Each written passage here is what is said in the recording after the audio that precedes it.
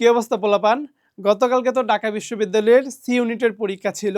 তো আসলে সি ইউনিটের পরীক্ষা অ্যাকাউন্টিং অংশটা নিয়ে সবার মধ্যে অনেক অনেক বেশি কনফিউশন।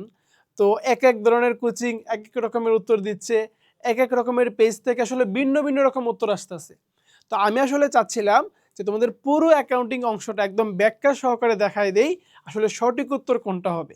তো চলো আমরা একদম প্রথম এমসিকিউতে যাই। এখানে কি আছে দেখি।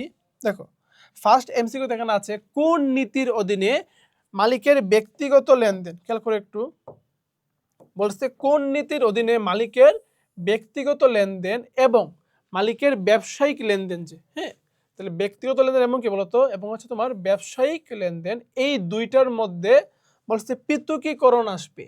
তো পৃথকীকরণ মানে হচ্ছে কি তোমার আলাদা আসবে, মানে কোন নীতির মধ্যে মালিকের ব্যক্তিগত লেনদেনটাকে এবং মালিকের ব্যবসায়িক লেনদেন এই দুইটা বিষয়কে আলাদা হিসেবে বিবেচনা করা হয়। তো আমরা চলে ফার্স্টে যাই। দেখো ফার্স্টে আছে ব্যবসায়িক সত্তা নীতি। আচ্ছা বলতো ব্যবসায়িক সত্তা নীতিটা আসলে কি বলে?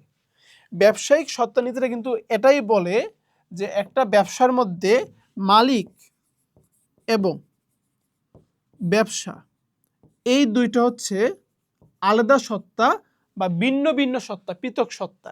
মালিকের সাথে কি মালিকের ব্যক্তিগত জীবনের সাথে ব্যবসায়িক লেনদেনের কোনো সম্পর্ক নাই। সেমভাবে মালিকের ব্যবসায়িক লেনদেনের সাথে কি ব্যক্তিগত লেনদেনের কোনো সম্পর্ক নাই। সুতরাং আমাদের এখানে আসলে সঠিক উত্তর হবে কোনটা বলতো? ব্যবসা সত্তা নীতি। আর বাকি লেনদেনগুলো কেন হবে না বা বাকি অপশনগুলো কেন হবে না খেয়াল করো। বলছে মুদ্রা ভিত্তিক অনুমান, এই নামে কোনো নীতি নাই, সবার আগে এটা বাদ। ঠিক আছে, পরে বলছে ধারাবাহিকতার নীতি। দেখো এটা মানে কি বলতো? ধারাবাহিকতার নীতি মানে হচ্ছে একটা ব্যবসা প্রতিষ্ঠান অনির্দিষ্ট কাল ধরে কি বলতো মুনাফা অর্জন করতে থাকবে এবং কি চলতে থাকবে, এটা বলা হয়। তাহলে এটাও তো আসলে এই প্রশ্নের সাথে কোনো সম্পর্ক নাই, এইটাও ভুল। তারপর আছে রক্ষণশীলতার নীতি। এটা কি বলে বলতো? রক্ষণশীলতার নীতি বলে যে সম্পদ এবং আয় কম দেখাবো এবং দায় এবং ব্যয় বেশি দেখাবো। তাহলে এইটার সাথেও কিন্তু কি প্রশ্নের কোনো সম্পর্ক নাই। শুধুমাত্র এই যে এইটার সাথে মালিক এবং ব্যবসা হচ্ছে কি আলাদা সত্তা, এর সাথে কি প্রশ্নটার সম্পর্ক আছে। সঠিক উত্তর হবে কি ব্যবসা সত্তা নীতি। তো নেক্সট কোশ্চেনে যাই। বলছে কোনটা প্রতি হিসাবের উদাহরণ নয়? তাহলে প্রতি হিসাব মানে কি? প্রতি হিসাব মানে হচ্ছে বিপরীত হিসাব, বিপরীত বা কন্টা হিসাব। কিরকম? ধরো যদি কোনো কিছু তোমার আয় কমাই দেয় তাহলে বিপরীত আয় হিসাব, কোনো কিছু সম্পদ কমাই দিলে কি বিপরীত সম্পদ হিসাব। তাহলে খেয়াল করো তো এখানে পুঞ্জীভূত অবচয়, এটা কি আমার সম্পদকে কমাই দেই, তাহলে এটা হচ্ছে আমার বিপরীত সম্পদ হিসাব, বিপরীত সম্পদ। ওকে, তারপর দেখো উত্তোলন কি করে? উত্তোলন আমার মালিকানা সত্ত্বকে কমাই দেই, এটা হচ্ছে আমার বিপরীত মালিকানা সত্ত্ব হিসাব, বিপরীত মালিকানা সত্ত্ব। তারপরে খেয়াল করো এখানে তোমার বিক্রয় ফেরত, বিক্রয় ফেরত কি করে? আমরা বিক্রয়কে কমাই দিই, তাহলে বিক্রয় হচ্ছে আয়, তাহলে আয়কে কমাই দিলে এটা হচ্ছে তোমার বিপরীত আয় হিসাব, বিপরীত আয়।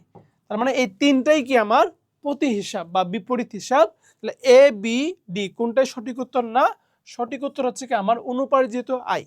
আর অনুপার্জিত আয় হচ্ছে আমার কি তোমার দায় হিসাব, দায় হিসাব, এটা কি বিপরীত হিসাব নয়। ঠিক আছে, তো চলো নেক্সটে যাই। বলছে এখানে যে সারা বছরের লাভ কত? আমি একদম সিম্পলি বলে দিচ্ছি, 1 সেকেন্ডও লাগবে না সময়। দেখো তুমি জাস্ট কি করো, তুমি জাস্ট সমাপনী আর দেখো এখানে তুমি কি করবা বলে দিচ্ছি। দেখো সমাপনী, এই যে সমাপনীটা আছে না, এই সমাপনীর সাথে উত্তোলন যোগ করবা। তাহলে তোমরা এখানে 70 আর 10 কত 80,000 টাকা যোগ করে তুমি এই প্রারম্ভিক বিয়োগ দিবা। তাহলে 80 থেকে 50 গেলে কত 30,000। তারপরে তুমি অতিরিক্ত মূলধন এটাও বিয়োগ দিবা। তাহলে 30 থেকে 5 গেলে কত বলো তো আমার 25,000 টাকা হচ্ছে সঠিক উত্তর। বিষয়টা ক্লিয়ার? তাহলে প্রথম কি করবা, সমাপনী আর উত্তোলন যোগ করবা। তাহলে 70 আর 10 যোগ করলে 80, 80 থেকে যে প্রারম্ভিক মূলধন বাদ দিবা। তাহলে 80 থেকে 50 গেলে 30, 30 থেকে অতিরিক্ত মূলধন এটাও বাদ দিবা। তো 30 থেকে 5 গেলে হচ্ছে আমার কত বলো তো 25,000 টাকা। নেক্সটে যাও। বলছে যন্ত্রপাতি কই, 10,000 টাকার যন্ত্রপাতি কই, আমি কি লিখছি মেরামত হিসাবে হিসাবভুক্ত করছি। তা বলো তো যন্ত্রপাতিটা কি সম্পদ, তো আমার লিখার দরকার ছিল কি যন্ত্রপাতি, কিন্তু আমি লিখছি কি, আমি লিখছি মেরামত খরচ, মেরামত খরচ। খেয়াল করো, তা আমার লিখার কথা ছিল কি সম্পদ হিসাবে, দেখো আমার লিখার কথা ছিল সম্পদ হিসাবে, যন্ত্রপাতি হিসাবে, তো আমি সম্পদ হিসাবে যে লিখি নাই, সম্পদকে কম দেখানো হয়েছে, তো আমি সম্পদকে কম দেখাইছি। আবার আমি যে এখানে মেরামত হিসেবে লিখছি, এর ফলে আমি খরচ বেশি দেখাই ফেলছি না, আমার তো আসলে মেরামত হয় নাই, তাও আমি লিখছি মেরামত খরচ। এখানে আমার খরচ বেশি হয়ে গেছে, খরচ বেশি। আর খরচ বেশি মানে কি, আমার আয় বা আমার বলতে পারো যে আমার মুনাফা কম, মুনাফা কম, কারণ খরচ বেশি হলে কি হয়, মুনাফা কম হয়। তাহলে এখানে কোনটা হবে, তাহলে বলছে এর তাৎক্ষণিক প্রভাব কি হবে। দেখো বলছে সম্পদ অতি মূল্যায়িত হবে, মানে বেশি হবে। তো সম্পদ কি বেশি হবে নাকি সম্পদ কম হবে, কোনটা, সম্পদ কম হবে, এটা ভুল উত্তর। ব্যয় বা খরচ অবমূল্যায়িত হবে, খরচ কি কম হবে, না খরচ বেশি হবে, এটাও ভুল উত্তর। এখন তো দায়ের কোনো সম্পর্ক নাই, এটাও ভুল উত্তর। বলছে মুনাফা অবমূল্যায়িত হবে, মানে কি মুনাফা কম হবে। তো খেয়াল করতো এই যে মুনাফা কম, তার মানে কি এটা হচ্ছে আমার একমাত্র সঠিক উত্তর। আসলে কি হবে, মুনাফা কম হবে। এবার দেখো বলছে যে তোমার বিক্রিত পণ্যের ব্যয় দেওয়া আছে, উৎপাদিত পণ্যের ব্যয় দেওয়া আছে, সমাপনী মজুত পণ্য দেওয়া আছে, বলছে প্রারম্ভিক মজুত পণ্যটা বের করো। তো নর্মালি কি হয়, নর্মালি আমাদেরকে প্রারম্ভিক মজুত, সমাপনী মজুত, উৎপাদিত পণ্যের ব্যয় এগুলো দেওয়া থাকে, আর আমরা কি এই যে বিক্রিত পণ্যের ব্যয় এইটা বের করি, কিন্তু এখানে আছে উল্টা, এখানে এইটা দেওয়া আছে এইটা বের করতে বলছি। তার মানে আমাদেরকে একটু উল্টা সিস্টেমে যাইতে হবে। কিরকম, এই যে 75,000 টাকা, ওই যে উৎপাদিত পণ্যের আমরা কি করি, যোগ করি, কিন্তু এখন আমরা বিয়োগ করব, মানে যেগুলো যোগ করি এগুলো বিয়োগ করব, যেগুলো বিয়োগ করি এগুলো যোগ করব, তাহলে হয়ে যাবে উল্টা সিস্টেম। ঠিক আছে, দেখো তাহলে 75 থেকে আমার এই যে 45 গেলে কি হবে আমার তোমার 30,000 টাকা।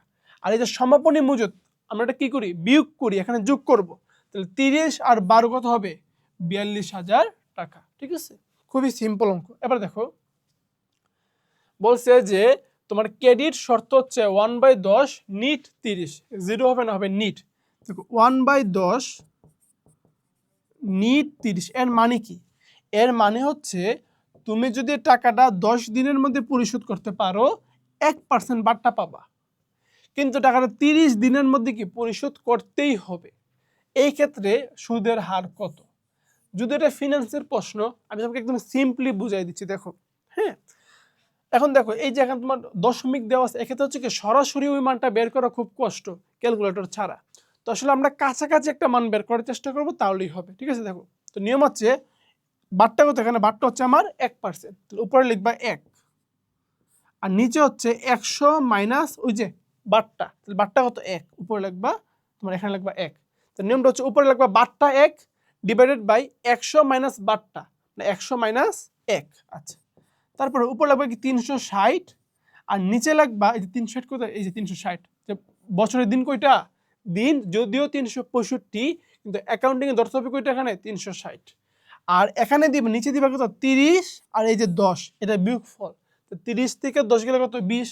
আচ্ছা, এখন দেখো এখানে হবে 1/99 ইন্টু এই 20 দিয়ে কাটলে হবে তোমার 2, 18 দোকানে কত 36, তাহলে 180 হবে, সরি 18 হবে।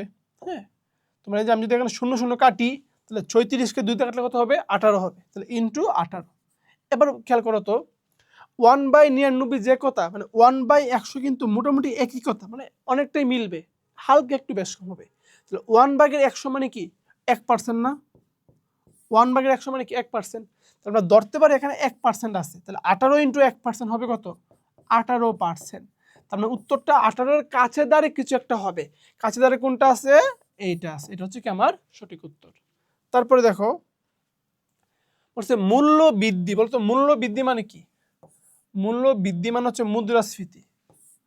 আমরা বলছিলাম যে মুদ্রাস্ফীতি থাকলে, মুদ্রাস্ফীতির সময় ভালো কোনটা, ভালো কোন মেথড, ভালো হচ্ছে আমার লিফু, আর খারাপ কোনটা বলতো, খারাপ হচ্ছে আমার ফিফু। কখন, মুদ্রাস্ফীতির সময়।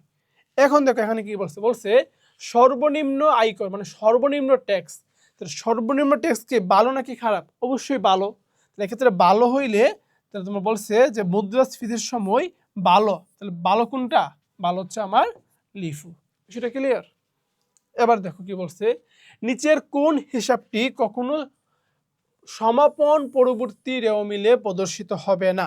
তাহলে সমাপন পরবর্তী রেও মিলে কি কি আসে না বলো তো? আসে না আমার আয় আসে না, আমার ব্যয় আসে না, আমার উত্তোলন আসে না। এই তিনটা কি আমার সমাপন পরবর্তী রেও মিলে কখনোই আসবে না। তাহলে আয় ব্যয় উত্তোলন খুঁজে বের করো। এটা কি? এটা হচ্ছে আমার দায়, এটা আসবে। এটা হচ্ছে আমার বিপরীত সম্পদ, এটাও আসবে, ঠিক আছে। এটা হচ্ছে আমার কি একটা ব্যয়, তাহলে এটা হচ্ছে সঠিক উত্তর, এটা কি আমার আসবে না। আর অনুপার্জিত আয়, এটা হচ্ছে আমার দায়, এটাও আসবে। আমি আয় ব্যয় উত্তোলন খুঁজবো, আমরা আয় পাইছি নাকি পাই না বলো তো? আয় আমরা পাইছি কোনটা, এটা বলো তো? যে ব্যয় পাইছি, যে আয়কর খরচ, তাহলে এটা হচ্ছে কি আমার সঠিক উত্তর। এবার দেখো কি বলছে, বলছে আমার মোট ব্যয় কত? তাহলে মোট ব্যয় লোকে সবগুলো ব্যয় যোগ করতে হবে। এখানে হচ্ছে 5 লাখ, এটা হচ্ছে বিক্রয়ের তো ব্যয় না, আয়। প্রত্যক্ষ কাঁচামাল 1.5 লাখ, তারপর আমার প্রত্যক্ষ মজুরি 50, কারখানা উপরিব্যয় হচ্ছে প্রত্যক্ষ মজুরির 10%, তাহলে প্রত্যক্ষ মজুরি কত? 50, 50-এর 10% মানে একটা শূন্য বাদ, তাহলে হবে 5,000 টাকা। তাহলে এখানে হচ্ছে 5,000 টাকা। তারপরে দেখো বলছে প্রশাসনিক খরচ বিক্রয়ের 5%, তাহলে বিক্রয় কত? 5 লাখ। তো 5 লাখের 5% বের করতে চাইলে আগে 10%টা বের করে নিবা। তাহলে 5 লাখ থেকে 10% হচ্ছে একটা শূন্য বাদ, মানে 50,000 টাকা। তাহলে 50,000 টাকা যদি 10% হয়, তাহলে 5% হবে এর অর্ধেক, তাহলে 50-এর অর্ধেক হচ্ছে আমার 25,000 টাকা, ঠিক আছে। আর বলছে যে তোমার বিক্রয় খরচ হচ্ছে কি বিক্রয়ের 10%, তাহলে বিক্রয়ের 10% কত? 50,000, এ হচ্ছে আমার 50,000। সবগুলো ব্যয় যোগ করে ফেলো, 1.5 লাখ আর 50 কত? 2 লাখ। 2 লাখ আর এখানে হচ্ছে তোমার 5 আর 25 মিলে 30, তাহলে 2,30,000, 2,30,000 আর 50 কত হবে? 2,80,000 টাকা। এবার দেখো বলছে যদি অনুপার্জিত আয়, এই অনুপার্জিত আয়টা আমরা কি হিসাবে লিখছি? আয় হিসাবে লিখছি। তো লিখার কথা ছিল অনুপার্জিত আয় হিসাবে, কিন্তু আমরা লিখছি কি? লিখছি আমরা আয় হিসাবে। সেটা খেয়াল করো, আমার লিখার কথা ছিল এইভাবে যে অনুপার্জিত আয় ক্রেডিট, অনুপার্জিত আয় হিসাব ক্রেডিট, এটা আমার লিখার কথা ছিল, কিন্তু আমি কি লিখছি? আয় হিসাবে। আমি লিখছি আয় হিসাব ক্রেডিট, কি লিখছি? আয় হিসাব ক্রেডিট। আচ্ছা, তাহলে এখন তুমি আমাকে বলো, আমার লিখার কথা ছিল এইটা, কিন্তু আমি লিখছি কোনটা? লিখছি এইটা। তাহলে আমার এটা হচ্ছে সঠিক আর এটা হচ্ছে ভুল। তাহলে একটা নিয়ম কি? সঠিকের বদলে ভুল লিখলে নিয়ম কি? নিয়ম হচ্ছে ভুলটাকে উল্টাই দিবা। তাহলে আয় হিসাব ছিল ক্রেডিট, আমার আয় হিসাব হয়ে যাবে কি? ডেবিট। ভুলটাকে উল্টে দেবো, আয় হিসাব ডেবিট হয়ে যাবে, ঠিক আছে। আর এই সঠিকটা লিখো হুবহু, তাহলে অনুপার্জিত আয় ক্রেডিট, অনুপার্জিত আয় হিসাব ক্রেডিট। তো দেখো এটা কোথায় আছে বলো তো? এই যে অপশন সিতে আছে, যে আয় ডেবিট, অনুপার্জিত আয় কি? ক্রেডিট। ওকে, এবার দেখো বলছে মজুদ ঘূর্ণন অনুপাত, এটা সূত্র কি দেখে করো? মজুদ ঘূর্ণন অনুপাত, এটার সূত্র হচ্ছে উপরে হচ্ছে তোমার বিক্রিত পণ্যের ব্যয়, বিক্রিত পণ্যের ব্যয়, আর নিচে হচ্ছে গড় মজুদ, গড় মজুদ। তো দেখো তো এখানে এই মজুদ গুণ হচ্ছে 6 গুণ বলছে না, যে 6 গুণ, 6 গুণ, আর গড় মজুদ কত? 20,000, তাহলে নিচে দাও 20,000, পরে দাও বিক্রিত পণ্যের ব্যয়। এবার খেয়াল করো তো, আমি যদি বিক্রিত পণ্যের ব্যয় বের করি, আমি যদি আর গুণ করি, তাহলে কি হবে বলো তো? এই যে 6 দোকানে 12, তাহলে 1,20,000 টাকা আসবে কি আমার বিক্রিত পণ্যের ব্যয়, এই যে 1,20,000 টাকা, ঠিক আছে। এবার দেখো এখানে কি বলছে, বলছে এ এবং বি দুইজন 3:2 ভাগে তাদের মুনাফা ভাগ করে মোট মুনাফা কত? 1 লাখ টাকা। মোট মুনাফা কত বলো তো? 1 লাখ টাকা। এ বেতন বাবদ কত পায়? এ বেতন বাবদ পায় 10,000। এই যে খরচটা, এটা কি মুনাফা থেকে বাদ দিতে হবে? 10,000 বাদ দিলে আমার হবে 90,000 টাকা। তারপর বলছে যে এ তার বেতন পরবর্তী কি বলছে বলতো, বেতন পরবর্তী মুনাফার উপর বি কত পায়, বি 10% বোনাস পায়। তাহলে বেতন বাদ দেওয়ার পরে আছে কত, 90,000, ঠিক না? এখন তোমার 90,000 আছে, 90,000, ঠিক আছে। তাহলে বেতন বাদ দেওয়ার পর আছে কত, আছে আমার 90,000। এইটার উপর সে কত পায়, 10% পাই। 90-এর 10 মানে হচ্ছে একটা শূন্য বাদ, বাদ দিলে হবে 9,000 টাকা। এখানে হবে আমার 81,000 টাকা। এটা হচ্ছে আবার নিট মুনাফা। এখন এই নিট মুনাফাটা আমি ভাগ করবো কিভাবে, 3:2।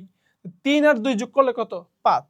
তাহলে আমার হচ্ছে 81,000 ভাগের 5 ইন্টু দিতে হবে এর অংশ কোনটা, 3 ইন্টু হচ্ছে 3। তো কত আসবে এখানে, দেখো আমি যদি 80-কে ভাগ করি তাহলে আমার হবে কত বলো তো, 80-কে ভাগ করলে আমার হবে তোমার 16,000। আর এখানে আছে 81, তাহলে 1,000-কে 5 দিয়ে ভাগ করলে কত হবে, 200। এখানে হবে 16,200, ঠিক আছে। ভাগটা কিভাবে করছি, প্রথম হচ্ছে 5-16 কত, 5-16 80, আর থাকে 1,000। তাহলে 1,000-কে 5 দিয়ে ভাগ করলে কত হবে তোমার আমার 200। তাহলে 16,200 ইন্টু 3, 3-16 তুমি দেখো এখানে 0 0 3 দোকানে 6, 318, 18 8, হাতের আছে 1, 3 একে 3 আর একে 4, তাহলে 48,400। এটা হচ্ছে কি এর মুনাফা। এটা হচ্ছে এর মোট আয় কত, কি হচ্ছে এর মোট আয় কত, তাহলে সে মুনাফা পাইছে 48,600, বেতন পাইছে 10,000। তো যোগ করলে হবে আমার 58,600।